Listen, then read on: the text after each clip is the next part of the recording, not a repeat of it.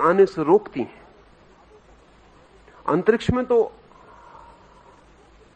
अद्भुत प्रवाहों की धाराएं बहती रहती हैं, उनको आदमी सह पाएगा या नहीं? तो आप जान के हैरान होंगे और हंसेंगे भी कि आदमी को भेजने के पहले ब्राउन ने आलू भेजे अंतरिक्ष में, क्योंकि ब्राउन का कहना है आलू और आदमी में बहुत भीतरी फर्क नहीं है। अगर आलू सड़ जाएगा तो आदमी नहीं बच सकेगा, और अगर आलू बच सकता है तो ही आदमी बच सकेगा। आलू बहुत मजबूत प्राणी है और आदमी तो बहुत संवेदनशील है। अगर आलू भी नहीं बच सकता अंतरिक्ष में और सड़ जाएगा तो आदमी के बचने का कोई उपाय नहीं। अगर आलू लौट आता है जीवंत, मरता नहीं है, और उसे जमीन में बोने पर अंकुर निकल आता है, तो फिर आदमी को भेजा जा सकता है। तब भी डर है कि आदमी सह पाएगा या नहीं। इससे एक और हैरानी की बात ब्राउन ने सिद्ध की कि आलू जमीन के भीतर पड़ा हुआ या कोई भी बीज जमीन के भीतर पड़ा हुआ भी बढ़ता है सूरज के ही संबंध में। सूरज ही उसे जगाता उठाता है, उसके अंकुर को पुकारता और ऊपर उठाता है। ब्राउन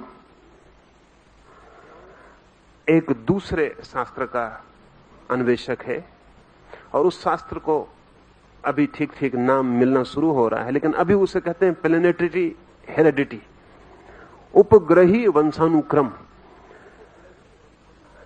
अंग्रेजी में शब्द है होरोस्कोप, वो यूनानी होरोस्कोपस का रूप है। होरोस्कोप यूनानी शब्द का अर्थ होता है मैं देखता हूं जन्मते हुए ग्रह को, शब्द का अर्थ होता है।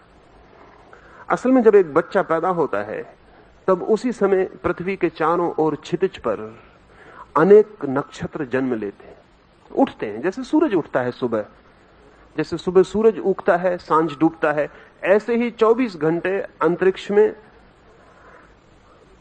नक्षत्र उगते हैं और डूबते हैं। जब एक बच्चा पैदा हो रहा है, समझें सुबह 6 बजे बच्चा पैदा हो रहा है, वही वक्त सूरज भी पैदा हो रहा है, उसी वक्त और कुछ नक्षत्र पैदा हो रहे हैं। कुछ नक्षत्र डूब रहे हैं, कुछ नक्षत्र ऊपर हैं, कुछ नक्षत्र उतार पर चले गए, कुछ नक्षत्र चढ़ाव पर हैं। ये बच्चा जब पैदा हो रहा है तब अंतरिक्ष में नक्षत्रों की एक स्थिति है। अब तक ऐसा समझा जाता था, और अभी भी अधिक लोग जो बहुत गहराई से परिचित नहीं है वो ऐसा ही सोचते हैं कि चांद तारों से आदमी के जन्म का क्या लेना देना। चांद तारे कहीं भी हों, इससे एक गांव में बच्चा पैदा हो रहा है, इससे क्या फर्क पड़ेगा। फिर वे ये भी कहते हैं कि एक ही बच्चा पैदा नहीं होता, एक तिथि में एक नक्षत्र की स्थिति में लाखों बच्चे पैदा होते हैं, उनमें से एक प्रेसिडेंट बन जाता है किसी मुल्क का, बाकी तो नहीं बन पाते। एक उनमें से 100 वर्ष का होकर मरता है, दूसरा 2 दिन का ही मर जाता है। एक उसमें से बहुत बुद्धिमान होता है और एक निर्बुद्धि रह जाता है। तो साधारण देखने पर पता चलता है कि इन ग्रह नक्षत्रों की स्थिति का किसी के बच्चे के पैदा होने से होरोस्कोप से क्या संबंध हो सकता है। यह तर्क इतना सीधा और साफ मालूम होता है कि ये चांद तारे एक बच्चे के जन्म की चिंता भी नहीं करते हैं, और फिर एक बच्चा ही पैदा नहीं होता, एक स्थिति में लाखों बच्चे पैदा होते, पर लाखों बच्चे एक से नहीं होते।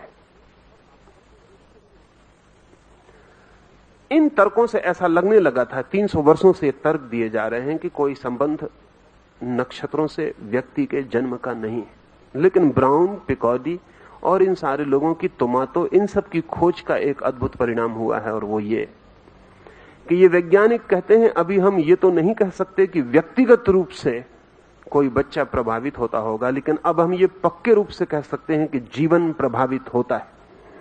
एक बात, व्यक्तिगत रूप से बच्चा प्रभावित होता होगा हम अभी नहीं कह सकते हैं, लेकिन जीवन निश्चित रूप से प्रभावित होता है। और अगर जीवन प्रभावित होता है तो हमारी खोज जैसे जैसे सूक्ष्म होगी वैसे वैसे हम पाएंगे कि व्यक्ति भी प्रभावित होता है। इससे एक बात और ख्याल में ले लेनी जरूरी है, जैसा सोचा जाता रहा है वो तथ्य नहीं है। ऐसा सोचा जाता रहा है कि ज्योतिष विकसित विज्ञान नहीं है, प्रारंभ उसका हुआ और फिर वो विकसित नहीं हो सका। लेकिन मेरे देखे स्थिति उल्टी है। ज्योतिष किसी सभ्यता के द्वारा बहुत बड़ा विकसित विज्ञान है, फिर वो सभ्यता खो गई और हमारे हाथ में ज्योतिष के अधूरे सूत्र रह गए। ज्योतिष कोई नया विज्ञान नहीं है जिसे विकसित होना है, बल्कि कोई विज्ञान है जो पूरी तरह विकसित हुआ था और फिर जिस सभ्यता ने उसे विकसित किया वो खो गई। और सभ्यताएं रोज आती हैं और खो जाती हैं। फिर उनके द्वारा विकसित चीजें भी अपने मौलिक आधार खो देती हैं, सूत्र भूल जाती हैं, उनके आधार शिलाएं खो जाती हैं। विज्ञान आज इसे स्वीकार करने के निकट पहुंच रहा है कि जीवन प्रभावित होता है, और एक छोटे बच्चे के जन्म के समय उसकी चित्त की स्थिति ठीक वैसी होती है जैसे बहुत सेंसिटिव फोटोप्लेट की। इस पर 2-3 बातें और ख्याल में ले लें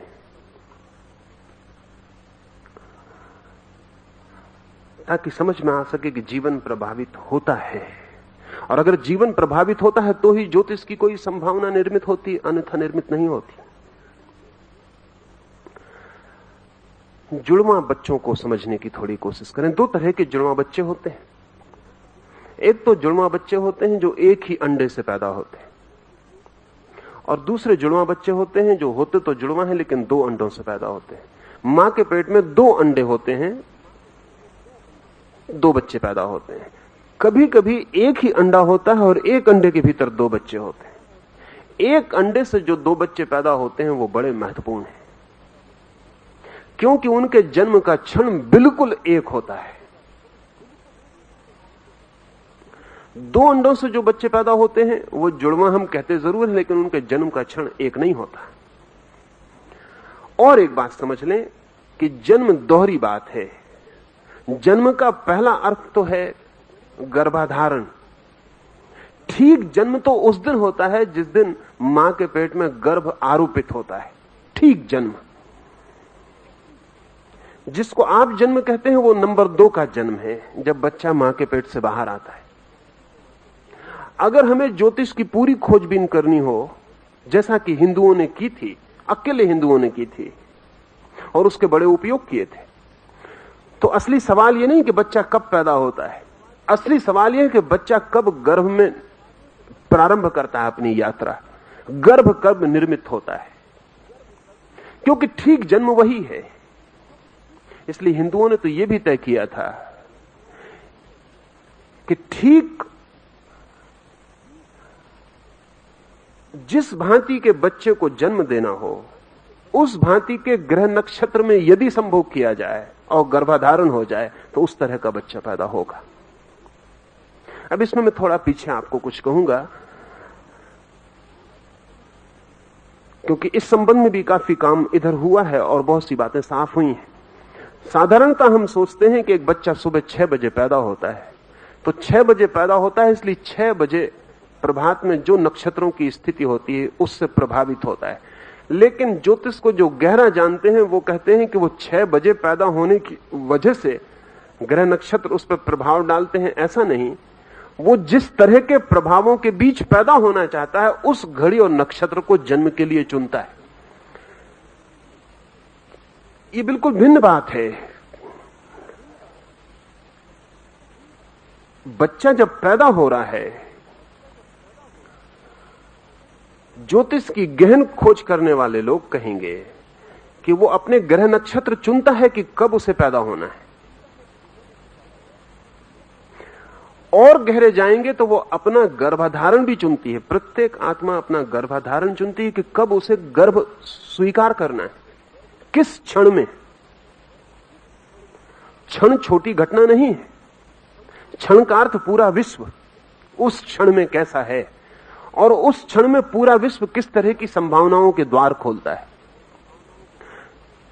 जब एक अंडे में 2 बच्चे एक साथ गर्भाधारण लेते हैं तो उनके गर्भाधारण का क्षण एक ही होता है और उनके जन्म का क्षण भी एक होता है। अब ये बहुत मजे की बात है कि एक ही अंडे से पैदा हुए 2 बच्चों का जीवन इतना एक जैसा होता है, इतना एक जैसा होता है कि यह कहना मुश्किल है कि जन्म का क्षण प्रभाव नहीं डालता। एक अंडे से पैदा हुए दो बच्चे, उनका आईक्यू, उनका बुद्धिमाप करीब करीब बराबर होता है, और जो थोड़ा सा भेद दिखता है वो जो जानते हैं वो कहते हैं वो हमारे मेजरमेंट की गलती के कारण। अभी तक हम ठीक मापदंड विकसित नहीं कर पाए हैं जिनसे हम बुद्धि का अंक नाप सकें। थोड़ा सा जो भेद कभी पड़ता है वो हमारे तराजू की भूल चूक है। अगर एक अंडे से पैदा हुए दो बच्चों को बिल्कुल अलग अलग पाला जाए तो भी उनके बुद्धि अंक में कोई फर्क नहीं पड़ता। एक को हिंदुस्तान में पाला जाए और एक को चीन में पाला जाए, कभी एक दूसरे को पता भी न चलने दिया जाए। ऐसी कुछ घटनाएं घटी हैं जब दोनों बच्चे अलग अलग बड़े हुए, लेकिन उनके बुद्धि अंक में कोई फर्क नहीं पड़ता।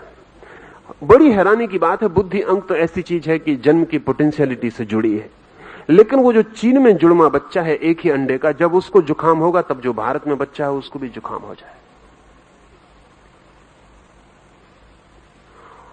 आमतौर से एक अंडे से पैदा हुए बच्चे एक ही साल में मरते हैं। ज्यादा से ज्यादा उनकी मृत्यु में फर्क 3 महीने का होता है और कम से कम 3 दिन का, पर वर्ष वही होता है। अब तक ऐसा नहीं हो सका कि एक ही अंडे से पैदा हुए दो बच्चे की मृत्यु के बीच वर्ष का फर्क पड़ा हो। 3 महीने से ज्यादा का फर्क नहीं पड़ता है। अगर एक बच्चा मर गया है तो हम मान सकते हैं कि 3 दिन के बाद और 3 महीने के बीच दूसरा बच्चा मर जाएगा।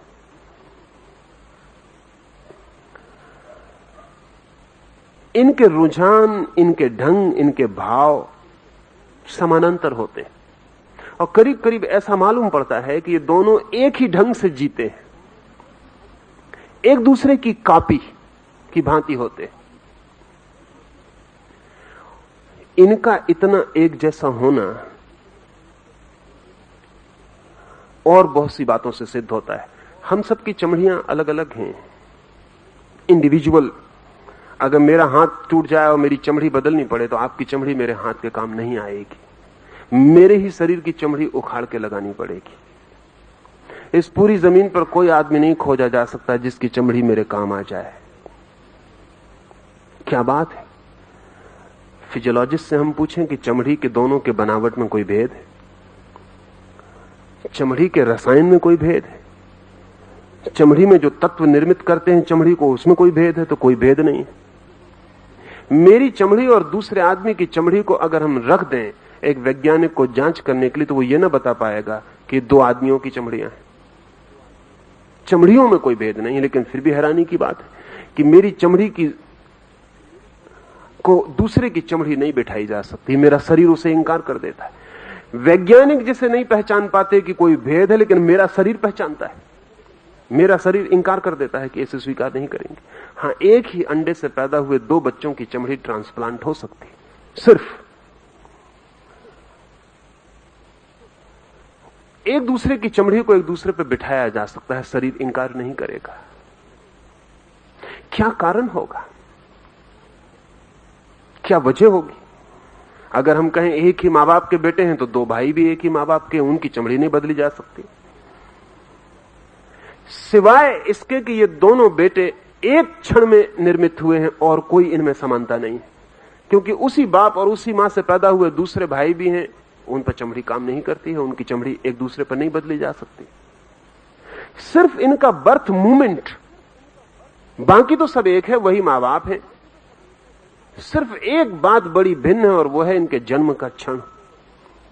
क्या जन्म का क्षण इतना महत्वपूर्ण रूप से प्रभावित करता है कि उम्र भी दोनों की करीब करीब, बुद्धिमाप करीब करीब, दोनों की चमड़ियों का ढंग एक सा, दोनों के शरीर के व्यवहार करने की बात एक सी, दोनों बीमार पड़ते हैं तो एक सी बीमारियों से, दोनों स्वस्थ होते हैं तो एक सी दवाओं से।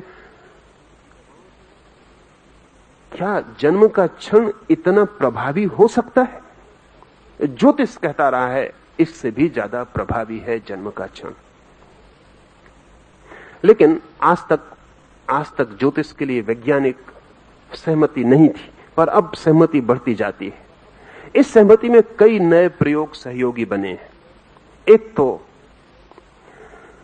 जैसे ही हमने आर्टिफिशियल सैटेलाइट्स हमने कृत्रिम उपग्रह अंतरिक्ष में छोड़े, वैसे ही हमें पता चला कि सारे जगत से, सारे ग्रह नक्षत्रों से, सारे ताराओं से निरंतर अनंत प्रकार की किरणों का जाल प्रवाहित होता है जो पृथ्वी पर टकराता है। और पृथ्वी पर कोई भी ऐसी चीज नहीं है जो उससे अप्रभावित छूट जाए।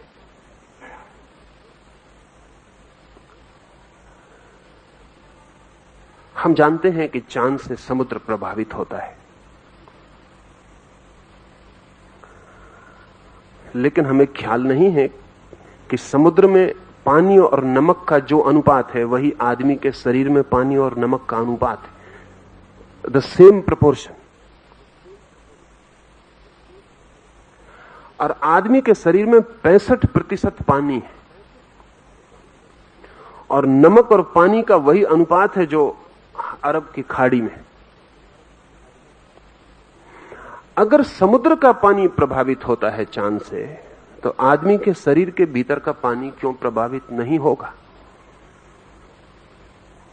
अभी इस संबंध में जो खोजबीन हुई उसमें 2-3 तथ्य ख्याल में ले लेने जैसे हैं। वो ये कि पूर्णिमा के निकट आते आते सारी दुनिया में पागलपन की संख्या बढ़ती है। अमावस के दिन दुनिया में सबसे कम लोग पागल होते हैं, पूर्णिमा के दिन सर्वाधिक। चांद के बढ़ने के साथ अनुपात पागलों का बढ़ना शुरू होता है। पूर्णिमा के दिन पागलखानों में सर्वाधिक लोग प्रवेश करते हैं और अमावस के दिन पागलखानों से सर्वाधिक लोग बाहर जाते हैं। अब तो इसके स्टैटिस्टिक्स उपलब्ध हैं। अंग्रेजी में शब्द है लूनाटिक। लूनाटिक का मतलब होता है चांदमारा, लूनार। हिंदी में भी पागल के लिए चांदमारा शब्द है, बहुत पुराना शब्द है। और लूनाटिक भी कोई 3000 साल पुराना शब्द है। कोई 3000 साल पहले भी आदमियों को ख्याल था कि चांद पागल के साथ कुछ ना कुछ करता है, लेकिन अगर पागल के साथ करता है तो गैर पागल के साथ नहीं करता होगा। आखिर मस्तिष्क की बनावट, आदमी के शरीर के भीतर की संरचना तो एक जैसी है। हाँ, यह हो सकता है कि पागल पे थोड़ा ज्यादा करता होगा, गैर पागल पे थोड़ा कम कर सकता होगा, ये मात्रा का भेद होगा, लेकिन ऐसा नहीं हो सकता कि गैर पागल पे बिल्कुल नहीं करता होगा। अगर ऐसा होगा तब तो कोई पागल कभी पागल ना हो, क्योंकि सब गैर पागल ही पागल होते। पहले तो काम गैर पागल पर ही करना पड़ता होगा चांद को। प्रोफेसर ब्राउन ने एक अध्ययन किया है। वो खुद ज्योतिष में विश्वासी आदमी नहीं थे, अविश्वासी थे, और अपने पिछले लेखों में उन्होंने बहुत मजाक उड़ाई, लेकिन पीछे उन्होंने सिर्फ खोजबीन के लिए एक काम शुरू किया कि मिलिट्री के बड़े बड़े जनरल्स की उन्होंने जन्म कुंडलियां इकट्ठी की, डॉक्टर्स की, अलग अलग प्रोफेशंस की। बड़ी मुश्किल में पड़ गए इकट्ठी करके, क्योंकि पाया कि प्रत्येक प्रोफेशन के आदमी एक विशेष ग्रह में पैदा होते हैं, एक विशेष नक्षत्र स्थिति में पैदा होते हैं। जिससे जितने भी बड़े प्रसिद्ध जनरल्स हैं, मिलिट्री के सेनापति हैं, योद्धा हैं, उनके जीवन में मंगल का भारी प्रभाव है। वही प्रभाव प्रोफेसर की जिंदगी में बिल्कुल नहीं है। ब्राउन ने जो अध्ययन किया, कोई 50,000 व्यक्तियों का, जो भी सेनापति हैं, उनके जीवन में मंगल का प्रभाव भारी है। आमतौर से जब वे पैदा होते हैं तब मंगल जन्म ले रहा होता है। उनके जन्म की घड़ी मंगल के जन्म की घड़ी होती। ठीक उससे विपरीत जितने पैसिफिस्ट हैं दुनिया में, जितने शांतिवादी हैं, वो कभी मंगल के जन्म के साथ पैदा नहीं होते। एक आध मामले में यह संयोग हो सकता है, लेकिन लाखों मामलों में संयोग नहीं हो सकता। गणितज्ञ एक खास नक्षत्र में पैदा होते हैं, कभी उस नक्षत्र में कभी पैदा नहीं होते, कभी उस नक्षत्र में कभी पैदा नहीं होते। ये कभी एकाध के मामले में संयोग हो सकता है, लेकिन बड़े पैमाने पर संयोग नहीं हो सकता है। असल में कवि के ढंग और गणितज्ञ के ढंग में इतना भेद है कि उनके जन्म के क्षण में भेद होना ही चाहिए। ब्राउन ने कोई 10 अलग अलग व्यवसाय के लोगों का, जिनके बीच तीव्र फासले हैं, जैसे कवि है और गणितज्ञ है, या युद्धखोर सेनापति है और एक शांतिवादी बर्ट्रैंड रसल है, एक आदमी जो कहता है विश्व में शांति होना चाहिए, और एक आदमी नीत्शे जैसा जो कहता है जिस दिन युद्ध न होंगे उस दिन दुनिया में कोई अर्थ न रह जाएगा। इनके बीच बौद्धिक विवाद ही है सिर्फ, या नक्षत्रों का भी विवाद है? इनके बीच केवल बौद्धिक फासले हैं या इनकी जन्म की घड़ी भी हाथ बटाती है? जितना अध्ययन बढ़ता जाता है उतना ही पता चलता है कि प्रत्येक आदमी जन्म के साथ विशेष क्षमताओं की सूचना देता है। ज्योतिष के साधारण जानकार कहते हैं कि वो इसलिए ऐसा करता है क्योंकि वो विशेष नक्षत्रों की व्यवस्था में पैदा हुआ। मैं आपसे कहना चाहता हूं कि वो विशेष नक्षत्रों में पैदा होने को उसने चुना।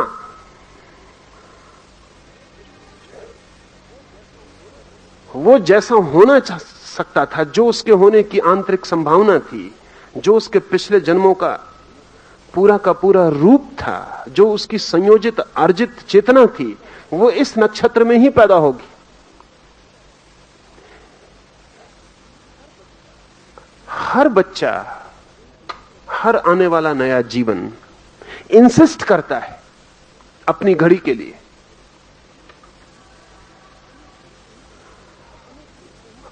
अपनी घड़ी में ही पैदा होना चाहता है, अपनी ही घड़ी में गर्भाधान लेना चाहता है।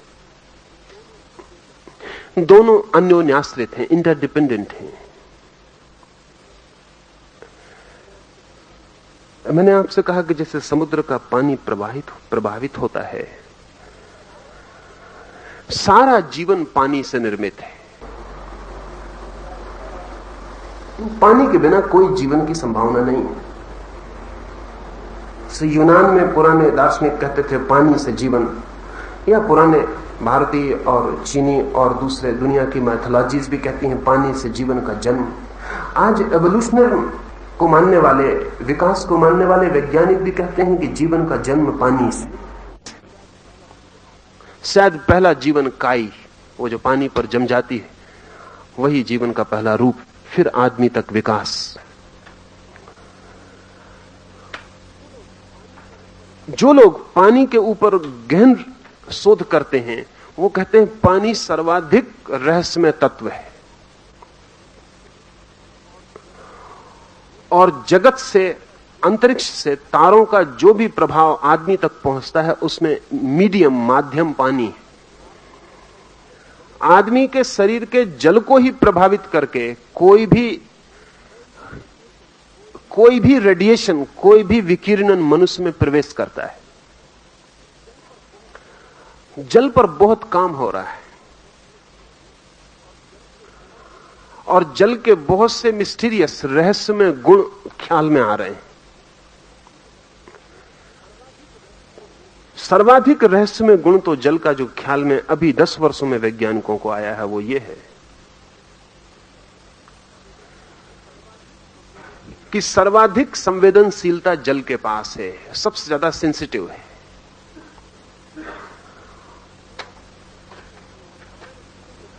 और हमारे जीवन में चारों ओर से जो भी इन्फ्लुएंस गति करता है भीतर, वो जल को ही कंपित करके गति करता है। हमारा जल ही सबसे पहले प्रभावित होता है,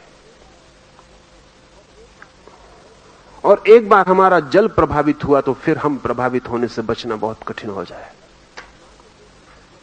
मां के पेट में बच्चा जब तैरता है तब भी आप जान के हैरान होंगे कि वो ठीक ऐसे ही तैरता है जैसे सागर के जल में। और मां के पेट में जिस जल में बच्चा तैरता है उसमें भी नमक का वही अनुपात होता है जो सागर के जल में। और मां के शरीर से जो जो प्रभाव बच्चे तक पहुंचते हैं उनमें कोई सीधा संबंध नहीं होता है। ये जान के आप हैरान होंगे कि मां और उसके पेट में बनने वाले गर्भ का कोई सीधा संबंध नहीं होता। दोनों के बीच में जल, और मां से जो भी प्रभाव पहुंचते हैं बच्चे तक वो जल के ही माध्यम से पहुंचते हैं, सीधा कोई संबंध नहीं होता। फिर जीवन भर भी हमारे शरीर में जल का वही काम है जो सागर में काम है। सागर में बहुत सी मछलियों का अध्ययन किया गया है। ऐसी मछलियां हैं जो जब सागर का पूर्व उतार पर होता है, जब सागर उतरता है, तभी सागर के तट पर आकर अंडे रख जाती हैं। सागर उतर रहा है वापस, मछलियां रेत में आएंगी, सागर की लहरों पर सवार होकर अंडे देंगी, सागर की लहरों पर वापस लौट जाएंगी। 15 दिन में सागर की लहरें फिर उस जगह आएंगी, तब तक अंडे फूटकर उनके चूजे बाहर आ गए होंगे। आने वाली लहरें उन चूजों को वापस सागर में ले जाएंगी।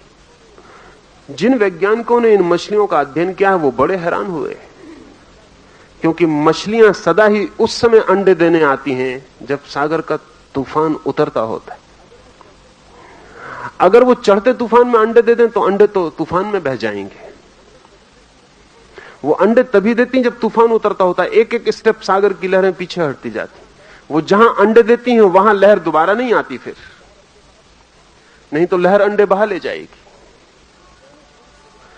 वैज्ञानिक बहुत परेशान रहे कि इन मछलियों को कैसे पता चलता है कि सागर अब उतरेगा। सागर की उतरने की घड़ी आ गई, क्योंकि जरा सी भी भूल चूक समय की और अंडे तो सब बह जाएंगे। और उन्होंने भूल चूक कभी नहीं की लाखों साल में, नहीं तो वो खत्म हो गई होती मछलियां। उन्होंने कभी भूल की ही नहीं। पर इन मछलियों के पास क्या उपाय है जिनसे ये जान पाती? इनके पास कौन सी इंद्री है जो इनको बताती है कि अब सागर उतरेगा? लाखों मछलियां एक क्षण में पूरे किनारे पर इकट्ठी हो जाएंगी। इनके पास जरूर कोई संकेत लिपि, इनके पास कोई सूचना का यंत्र होना ही चाहिए। करोड़ों मछलियां दूर दूर हजारों मील के सागर तट पे इकट्ठे होकर अंडे रख जाएंगी एक खास घड़ी में।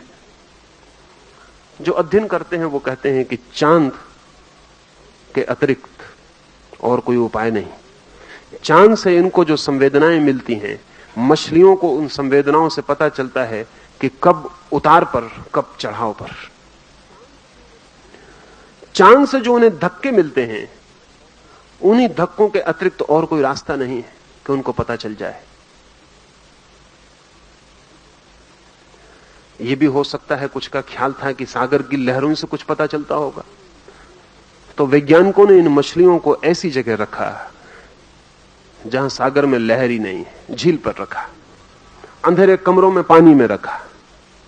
लेकिन बड़ी हैरानी की बात है, जब चांद ठीक घड़ी पर आया, अंधेरे में बंद है मछलियां, उनको चांद का कोई पता नहीं, आकाश का कोई पता नहीं। जब चांद ठीक जगह पर आया, जब समुद्र की मछलियां जाके तट पर अंडे देने लगी, तब उन मछलियों ने पानी में ही अंडे दे दिए। उनका पानी में ही अंडे छोड़ देना, क्योंकि कोई तट नहीं, कोई किनारा नहीं, तब तो लहरों का कोई सवाल ना रहा। अगर कोई कहता हो कि दूसरी मछलियों को देख के ये दौड़ पैदा हो जाता होगा, वो भी सवाल ना रहा। अकेली मछलियों को रख के भी देखा। ठीक जब करोड़ों मछलियां सागर के तट पे आएंगी, इनके दिमाग को सब तरह से गड़बड़ करने की कोशिश की मछलियों के। 24 घंटे अंधेरे में रखा ताकि उन्हें पता ना चले कब सुबह होता है, कब रात होती है। 24 घंटे उजाले में भी रख के देखा कि ताकि उनको पता ही ना चले कब रात होती। झूठे चांद की रोशनी पैदा करके देखी कि रोज रोशनी को कम करते जाओ, बढ़ाते जाओ, लेकिन मछलियों को धोखा नहीं दिया जा सका। ठीक चांद जब अपनी जगह पर आया तो मछलियों ने अंडे दे दिए, जहां भी थी वहीं उन्होंने अंडे दे दिए। हजारों लाखों पक्षी हर साल यात्रा करते हैं, लाखों हजारों मील की। सर्दियां आने वाली, बर्फ पड़ेगी, तो बर्फ के इलाके से पक्षी उड़ना शुरू हो जाएंगे। हजारों मील दूर किसी दूसरी जगह वो पड़ाव डालेंगे, वहां तक पहुंचने में भी उन्हें 2 महीने लगेंगे, महीना भर लगेगा। अभी बर्फ गिरनी शुरू नहीं हुई, महीने भर बाद गिरेगी। ये पक्षी कैसे हिसाब लगाते हैं कि अब महीने भर बाद बर्फ गिरेगी? क्योंकि अभी हमारी मौसम को बताने वाली जो वेधशालाएं हैं वो भी पक्की खबर नहीं दे पाती। मैंने तो सुना है कि कुछ मौसम की खबर देने वाले लोग पहले ज्योतिषियों से पूछ जाते हैं सड़कों पर बैठे हुए कि आज क्या ख्याल है। पानी गिरेगा कि नहीं। आदमी ने अभी जो जो व्यवस्था की है वो बचकानी मालूम पड़ती है। ये पक्षी 1-1.5 महीने 2 महीने पहले पता करते हैं कि अब बर्फ कब गिरेगी, और हजारों प्रयोग करके देख लिया गया है कि जिस दिन पक्षी उड़ते हैं, हर पक्षी की जाति का निश्चित दिन है। हर वर्ष बदल जाता है वो निश्चित दिन, क्योंकि बर्फ का कोई ठिकाना नहीं, लेकिन हर पक्षी का तय है कि वो बर्फ गिरने के 1 महीने पहले उड़ेगा, तो हर वर्ष वो 1 महीने पहले उड़ता है। बर्फ 10 दिन बाद गिरे तो वो 10 दिन बाद उड़ता है, बर्फ 10 दिन पहले गिरे तो वो 10 दिन पहले उड़ता है। ये बर्फ के गिरने का कुछ निश्चय तो नहीं है। ये पक्षी कैसे उड़ जाते हैं महीने भर पहले पता लगा कि जापान में एक चिड़िया होती है जो भूकंप आने के 24 घंटे पहले गांव खाली कर देती। साधारण गांव की चिड़िया है, हर गांव में बहुत होती। भूकंप आने के 24 घंटे पहले चिड़िया खाली कर देती। अभी भी वैज्ञानिक 2 घंटे के पहले भूकंप का पता नहीं लगा पाते, और 2 घंटे पहले भी अनसर्टेनिटी होती है, पक्का नहीं होता, सिर्फ प्रोबेबिलिटी होती है, संभावना होती है कि भूकंप हो सकता है। लेकिन 24 घंटे पहले तो जापान में तो कोई भूकंप का फौरन पता चल जाता है। जिस गांव से चिड़िया उड़ जाती है उस गांव के लोग समझ जाते हैं कि भाग जाओ, 24 घंटे का वक्त है, वो चिड़िया हट गई, गांव में दिखाई नहीं पड़ती। इस चिड़िया को कैसे पता चलता होगा? वैज्ञानिक अभी 10 वर्षों में एक नई बात कह रहे हैं, और वो ये कि प्रत्येक प्राणी के पास कोई ऐसा अंतर इंद्रिय है जो जागतिक प्रभावों को अनुभव करती है। शायद मनुष्य के पास भी है, लेकिन मनुष्य ने अपनी बुद्धिमानी में उसे खोया है।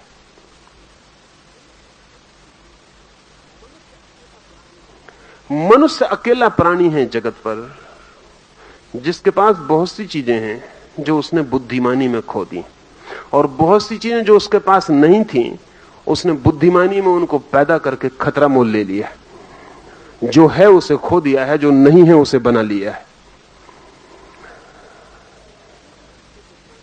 लेकिन छोटे से छोटे प्राणी के पास भी कुछ संवेदना के अंतर स्रोत हैं, और अब इसके लिए वैज्ञानिक आधार मिलने शुरू हो गए हैं कि अंतर स्रोत हैं।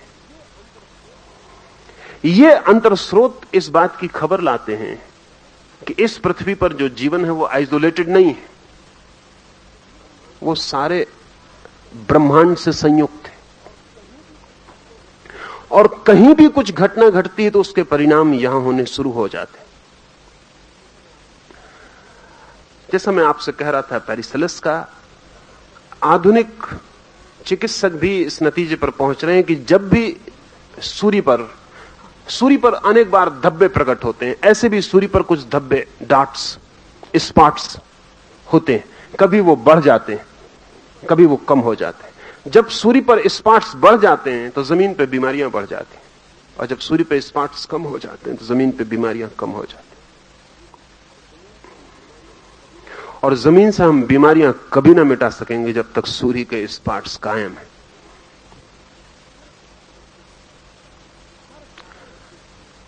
हर 11 वर्ष में सूरज पर भारी उत्पात होता है, बड़े विस्फोट होते हैं, और जब 11 वर्ष में सूरज पर विस्फोट होते हैं और उत्पात होते हैं तो पृथ्वी पर युद्ध और उत्पात होते हैं।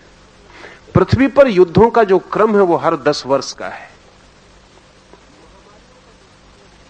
महामारियों का जो क्रम है वो 10 और 11 वर्ष के बीच का है। क्रांतियों का जो क्रम है 10 और 11 वर्ष के बीच का है। एक बार ख्याल में आना शुरू हो जाए कि हम अलग और पृथक नहीं हैं, संयुक्त हैं, ऑर्गेनिक हैं, तो फिर ज्योतिष को समझना आसान हो जाएगा। इसलिए मैं ये सारी बातें आपसे कह रहा हूं।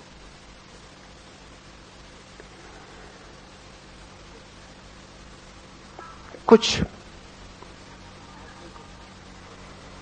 आदमी को ऐसा ख्याल पैदा हो गया था, अब भी है, कि ज्योतिष एक सुपरस्टिशन, एक अंधविश्वास है। बहुत दूर तक ये बात सच भी मालूम पड़ती है। असल में वही चीज अंधविश्वास मालूम पड़ने लगती है जिसके पीछे हम वैज्ञानिक कारण बताने में असमर्थ हो जाएं। वैसे ज्योतिष बहुत वैज्ञानिक है, और विज्ञान का अर्थ ही होता है कॉज और इफेक्ट के बीच, कार्य और कारण के बीच संबंध की तलाश। ज्योतिष कहता यही है कि इस जगत में जो भी घटित होता है उसके कारण हमें ज्ञात न हो, यह हो सकता है। ज्योतिष यह कहता है कि भविष्य जो भी होगा वो अतीत से विच्छिन्न नहीं हो सकता, उससे जुड़ा हुआ होगा। आप कल जो भी होंगे वह आज का ही जोड़ होगा। आज तक आप जो हैं वो बीते हुए कल का जोड़ है। ज्योतिष बहुत वैज्ञानिक चिंतन है। वो ये कहता है कि भविष्य अतीत से ही निकलेगा। आपका आज कल से निकला, आपका आने वाला कल आज से निकलेगा। और ज्योतिष ये भी कहता है कि जो कल होने वाला है वो किसी सूक्ष्म अर्थों में आज भी हो जाना चाहिए। अब इसे थोड़ा समझे। अब्राहम लिंकन ने मरने के 3 दिन पहले एक सपना देखा जिसमें उसने देखा कि उसकी हत्या कर दी गई और व्हाइट हाउस के एक खास कमरे में उसकी लाश पड़ी हुई है। उसने नंबर भी कमरे का देखा। उसकी नींद खुल गई, वो हंसा। उसने अपनी पत्नी को कहा कि मैंने एक सपना देखा है कि मेरी हत्या कर दी गई है और फला फला नंबर, उसी मकान में तो वो सोया हुआ है व्हाइट हाउस के, फला फला मकान, इस मकान के फला नंबर के कमरे में मेरी लाश पड़ी है। मेरे सिरहाने तू खड़ी हुई है और आसपास फला फला लोग खड़े हुए। हंसी हुई बात हुई। लिंकन सो गया, पत्नी सो गई। 3 दिन बाद लिंकन की हत्या हुई और उसी नंबर के कमरे में और उसी जगह उसकी लाश 3 दिन बाद पड़ी थी और उसी क्रम में आदमी खड़े थे।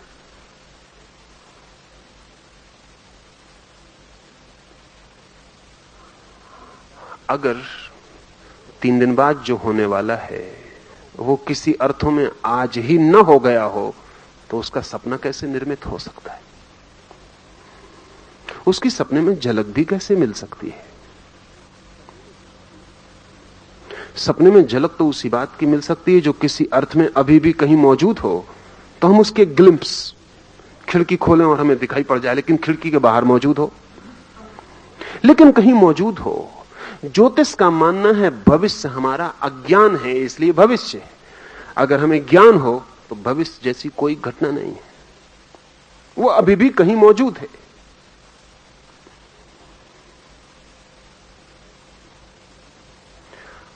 महावीर के जीवन में एक घटना का उल्लेख है जिस पर एक बहुत बड़ा विवाद चला और महावीर के सामने ही महावीर के अनुयायियों का एक वर्ग टूट गया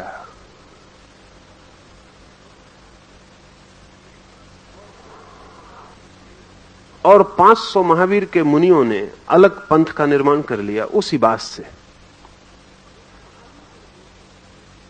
महावीर कहते थे जो हो रहा है वो एक अर्थ में हो ही गया, जो हो रहा है वो एक अर्थ में हो ही गया। अगर आप चल पड़े तो एक अर्थ में पहुंच ही गए।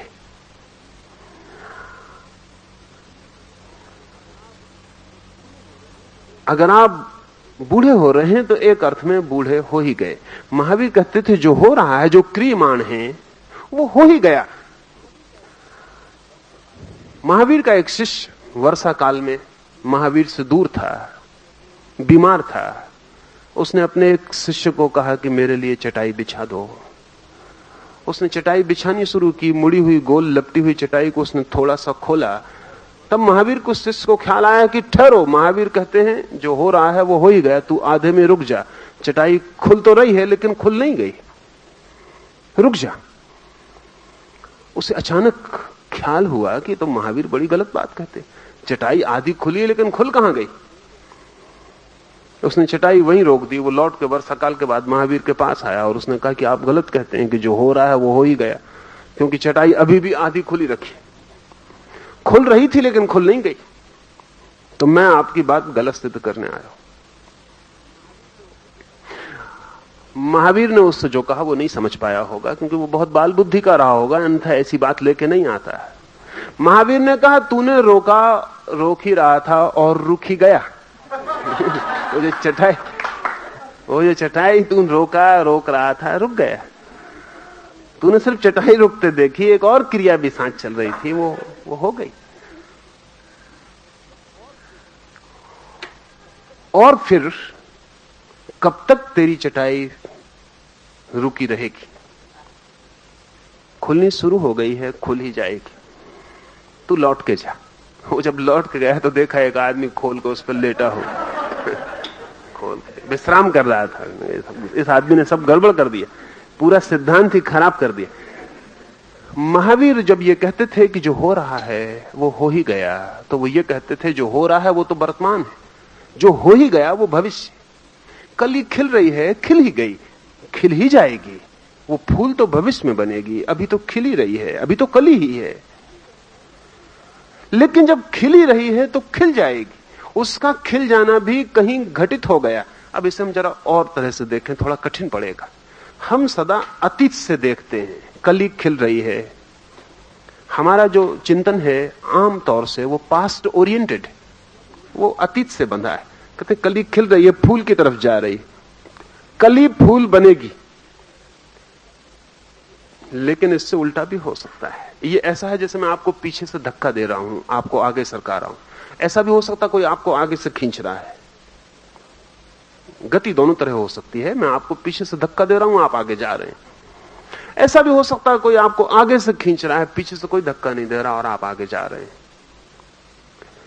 ज्योतिष का मानना है कि यह अधूरी दृष्टि है कि अतीत धक्का दे रहा है और भविष्य हो रहा है। पूरी दृष्टि यह है कि अतीत धक्का दे रहा है और भविष्य खींच रहा है। कली फूल बन रही है, इतना ही नहीं, फूल कली को फूल बनने के लिए पुकार भी रहा है, खींच भी रहा है। अतीत पीछे है, भविष्य आगे है। अभी वर्तमान के क्षण में एक कली है, पूरा अतीत धक्का दे रहा है, खुल जाओ। पूरा भविष्य आवाहन दे रहा है, खुल जाओ। अतीत और भविष्य दोनों के दबाव में कली फूल बनेगी। अगर कोई भविष्य ना हो तो अतीत अकेला फूल ना बना पाएगा, क्योंकि भविष्य में अवकाश चाहिए फूल बनने के लिए। भविष्य में जगह चाहिए, स्पेस चाहिए। भविष्य स्थान दे तो ही फूल कली फूल बन पाए। अगर कोई भविष्य ना हो तो अतीत कितना ही सिर मारे, कितना ही धकाए। मैं आपको पीछे से कितना ही धक्का दूं, लेकिन सामने एक दीवार हो तो मैं आपको आगे ना हटा पाऊंगा।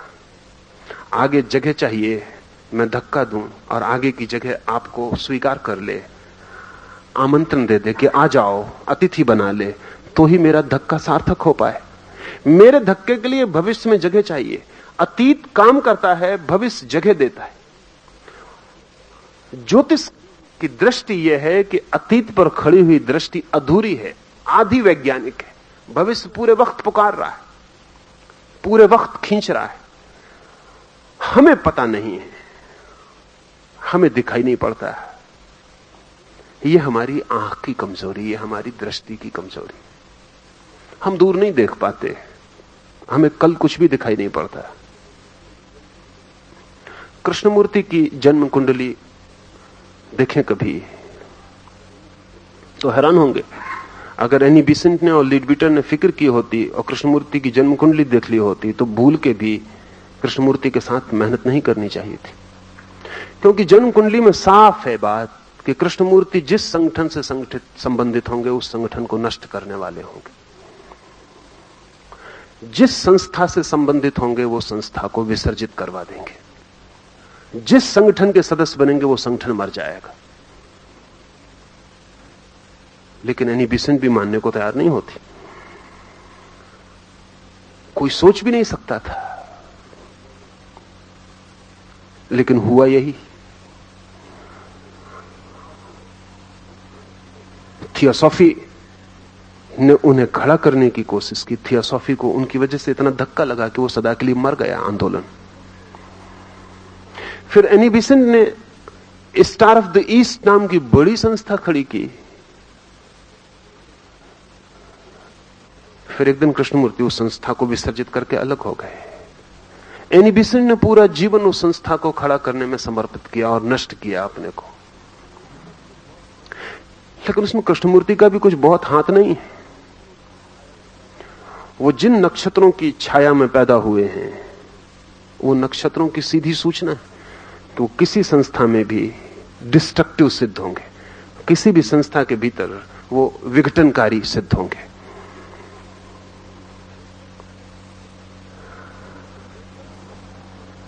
भविष्य एकदम अनिश्चित नहीं है।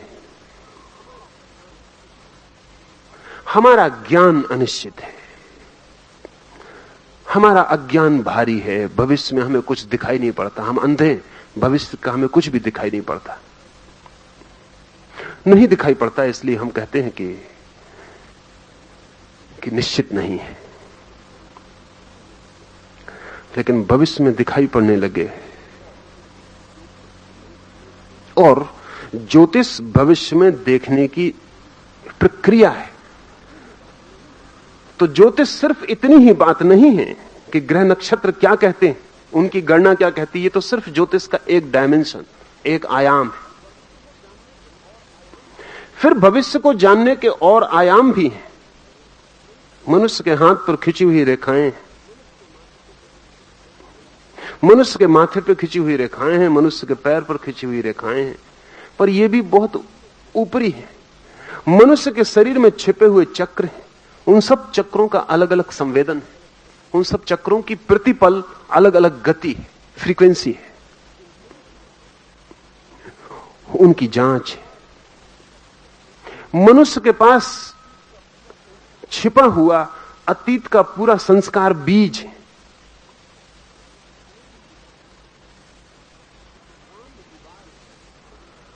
रॉन हुबार्ड ने एक नया शब्द और एक नई खोज पश्चिम में शुरू की है, पूरब के लिए तो बहुत पुरानी है। वो खोज है टाइम ट्रैक। हुबार्ड का ख्याल है कि प्रत्येक व्यक्ति जहां भी जिया है, इस पृथ्वी पर या कहीं और किसी ग्रह पर, आदमी की तरह या जानवर की तरह या पौधे की तरह या पत्थर की तरह, आदमी जहां भी जिया है अनंत यात्रा में, उस पूरा का पूरा टाइम ट्रैक, समय की पूरी धारा उसके भीतर अभी भी संरक्षित है। वो धारा खोली जा सकती है और उस धारा में आदमी को पुनः प्रवाहित किया जा सकता है। हुबार्ड की खोजों में यह खोज बड़ी कीमत की है। इस टाइम ट्रैक पर हुबार्ड ने कहा है कि आदमी के भीतर एनग्रेम्स है। एक तो हमारे पास स्मृति है, जिसमें हम याद रखते हैं कि कल क्या हुआ, परसों क्या हुआ। ये स्मृति काम चलाऊ है, ये रोजमर्रा की है। जैसे हर आदमी दुकान पर या ऑफिस में एक रोजमर्रा की बही रखता है, वो काम चलाऊ होती, वो रोज बेकार हो जाती, वो असली नहीं है, वो स्थायी भी नहीं है। ये हमारी काम चलाऊ की स्मृति है, जिसमें हम रोज काम करते हैं फिर रोज फेंक देते हैं। पर इससे गहरी एक स्मृति है जो काम चलाऊ नहीं है, जिसमें हमारे जीवन के समस्त अनुभवों का सार, अनंत अनंत जीवन पथों पर लिए गए अनुभवों का सार इकट्ठा है। उसे हुबार्ड ने एनग्रेम कहा है। वो हमारे भीतर एनग्रेम्ड हो गई है, वो भीतर गहरे में दबी हुई पड़ी पूरी की पूरी, जैसे कि एक टेप बंद आपके खीसे में पड़ा हो। उसे खोला जा सकता है, और जब उसे खोला जाता है तो महावीर उसको कहते थे जाति स्मरण, हुबार्ड कहता है टाइम ट्रैक, पीछे लौटना समय में। जब उसे खोला जाता है तो ऐसा नहीं होता कि आपको अनुभव हो कि आप रिमेंबर कर रहे हैं, ऐसा नहीं होता कि आप याद कर रहे हैं, यू रीलिव। जब वो खुलती है, जब टाइम ट्रैक खुलता है, तो आपको ऐसा अनुभव नहीं होता कि मुझे याद आ रहा है ना, आप पुनः जीते हैं। समझ लें, अगर टाइम ट्रैक आपका खोला जाए, जो कि खोलना बहुत कठिन नहीं है, और ज्योतिष उसके बिना अधूरा है, तो ज्योतिष की बहुत गहनतम जो पकड़ है वो तो आपके अतीत को खोलने की, क्योंकि आपका अतीत अगर पूरा पता चल जाए तो आपका पूरा भविष्य पता चलता है, क्योंकि आपका भविष्य आपके अतीत से जन्मेगा। आपके भविष्य को, आपके अतीत को जाने बिना नहीं जाना जा सकता, क्योंकि आपका भविष्य आपके अतीत का बेटा होने वाला, उसी से पैदा होगा। तो पहले तो आपके अतीत की पूरी स्मृति रेखा को खोलना पड़े। अगर आपकी स्मृति रेखा को खोल दिया जाए, जिसकी प्रक्रियाएं हैं और विधियां हैं, तो आप अगर समझ लें कि आपको याद आ रहा है कि आप 6 वर्ष के बच्चे हैं और आपके पिता ने चांटा मारा है, तो आपको ऐसा याद नहीं आएगा कि आपको याद आ रहा है कि आप 6 वर्ष के बच्चे हैं और पिता चांटा मार रहे हैं। You will relive it. आप इसको पुनः जिएंगे, और जब आप इसको जी रहे होंगे, अगर उस वक्त मैं आपको पूछूं कि तुम्हारा नाम, तो आप कहेंगे बबलू, आप नहीं कहेंगे पुरुषोत्तम दास। 6 वर्ष का बच्चा उत्तर देगा। आप रिलीव कर रहे हैं, उस वक्त आप स्मरण नहीं कर रहे हैं, पुरुषोत्तम दास स्मरण नहीं कर रहे हैं कि जब मैं 6 वर्ष का था। ना, पुरुषोत्तम दास 6 वर्ष के हो गए, वो कहेंगे बबलू। उस वक्त वो जो जवाब देंगे वो 6 वर्ष का बच्चा बोलेगा। अगर आपको पिछले जन्म में ले जाया गया है और आप याद कर रहे हैं कि आप एक सिंह हैं, तो अगर आप उस वक्त आपको छेड़ दिया जाए तो आप बिल्कुल सिंह की तरह गर्जना कर पड़ेंगे, आप आदमी की तरह नहीं बोलेंगे। हो सकता है आप नखून पंजों से हमला बोल दें। अगर आप याद कर रहे हैं कि आप एक पत्थर हैं और आपसे कुछ पूछा जाए तो आप बिल्कुल मौन रह जाएंगे, आप बोल नहीं सकेंगे, आप पत्थर की तरह ही रह जाएंगे। हुबार्ड ने हजारों लोगों की सहायता की। जैसे एक आदमी है जो ठीक से नहीं बोल पाता, तो हुबार्ड का कहना है कि वो बचपन की किसी स्मृति पर स्टक हो गया, उसके आगे नहीं बढ़ पाया, तो वो उसके टाइम ट्रैक पर उसको वापस ले जाएगा, उसके एनग्राम को तोड़ेगा, और जब वो 6 वर्ष का हो जाएगा, जहां रुक गई थी, जहां से वो आगे नहीं बढ़ा, फिर जहां वो वहां वापस पहुंच जाएगा, टूट जाएगी धारा, वो आदमी वापस लौट आएगा, तब वो 30 साल का हो जाएगा। वो जो 20 साल का बीच में फासला था, 24 साल का, वो उसको पार कर लेगा। और हैरानी की बात है कि हजारों दवाइयां उस आदमी को बोलने में समर्थ नहीं बना पाई थी, लेकिन ये टाइम ट्रैक पर